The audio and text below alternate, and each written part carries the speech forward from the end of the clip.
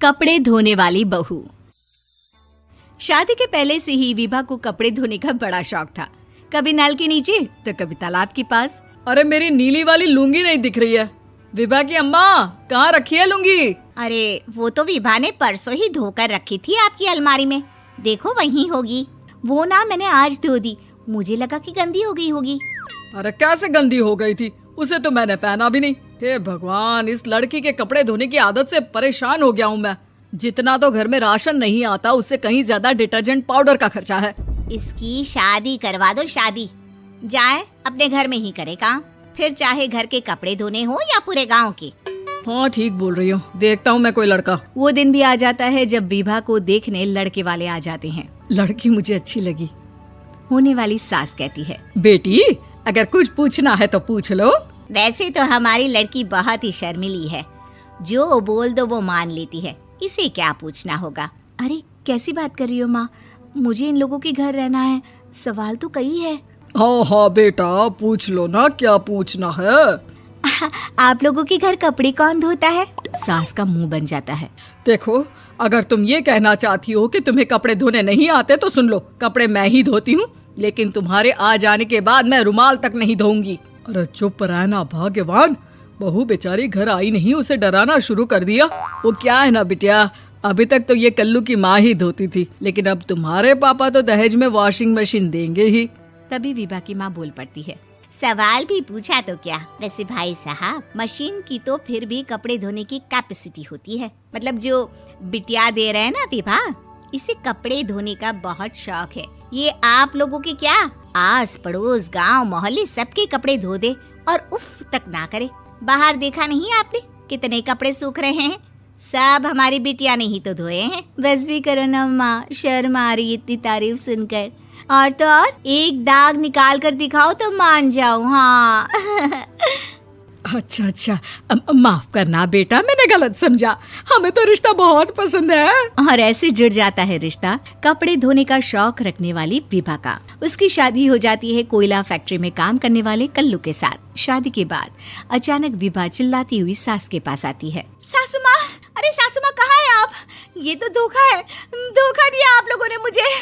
इसे ससुर के चक्कर के बारे में पता चल गया। अरे तो उसमें तुझे क्यों धोखा मिला है? अरे नल में पानी नहीं आता, कपड़े कैसे कब धुलेंगे? अच्छा अच्छा, तू पानी नहीं आ रहा उसकी बात कर रही है। तो आपने क्या सोचा? कुछ नहीं। अच्छा, तेरी माँ ने कहा था कि कपड़े धोने का शौक है तुझे, याद आया मुझे। शौक शौक बोलकर कपड़े धोने वाले मेरे जुनून को कम ना आके सासू माँ, कपड़ा धोना मेरा गुरूर है। तभी पति भी वहाँ आ जाता है। अभी अभी मैंने इसे सनी देओल की फिल्म दिखाई है, उसी के डायलॉग मार रही है माँ। अच्छा सुन, साफ साफ बता रही हूँ, पानी सुबह 4 से 6 और शाम को 10 से 12 आता है, समझी? विभा टाइमिंग सुनकर हैरान हो जाती है। ये क्या भूतों का मोहल्ला है? सुबह 4 बजे उठकर कौन कपड़े धोता है? 4 बजे टंकी में पानी जाता है, फिर सारा दिन धोना ना, किसने मना किया? अरे कैसी बात कर रही हैं? 200 लीटर की टंकी में कितने कपड़े धो लूंगी मैं? सुबह ही उठ जाऊंगी मैं। अब क्या था, विभा सुबह 4 से लेकर रात के 12 बजे तक कपड़े ही धोती रहती। एक रोज सास पड़ोस से निकलकर कहीं जा रही होती है कि साथ वाली कहती है, हाँ कल्लू की माँ, जरा ये बताओ कि 2 साड़ी है, 2 ब्लाउज और एक पेटीकोट और एक नाड़े वाला लंबा कच्छा। हाँ तो? अरे तो क्या, कितना लोगी धुलाई ये बताओ। धोबन दिख रहे हैं हम क्या? हमारे पति सरकारी नौकरी से अभी अभी रिटायर हुए हैं और बेटा सुपरवाइजर है कोयला फैक्ट्री में। धोबन समझ रखा है हमें। हाय रे कल्लू की अम्मा, माफ कर दो, वो तो मोहल्ले में यही सब बता रहे थे कि तुमने बहू को कपड़ा धुलवाने के काम में लगा दिया है। सास को पड़ोसन की बात सुनकर गुस्सा आ जाता है। वो घर पहुंचती है जहां घर के बाहर ही इतने सारे कपड़े सूख रहे होते हैं जितने कि किसी धोबन के घर पर। अरे ओ कल्लू की दुल्हन, बाहर निकल।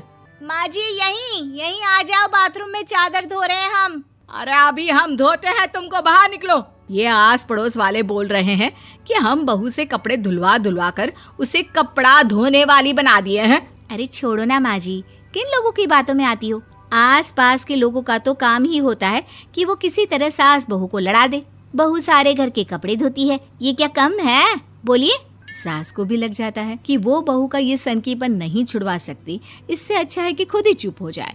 एक रोज सास और बहू मंदिर जाते हैं, जहाँ सास की साड़ी वहाँ खड़ी भीख मांगने वाली से मिलती है। माँ जी क्या बात है, आपकी साड़ी उस भिखारन से कितनी मिल रही है ना? हाँ हाँ देखो तो, दोनों की साड़ी मिल रही है। क्या बात है कल्लू की अम्मा, तुम खुद को तो अफसर की बीवी बताती हो और ऐसी सिंपल सी प्लेन साड़ी पहनकर घूमती हो। सिंपल और प्लेन नहीं है ये साड़ी। तो क्या सोने के धागे से फूल बने हैं? कुछ भी सासू माँ, कुछ भी। हाँ, बने थे इस साड़ी में सोने के धागे से फूल।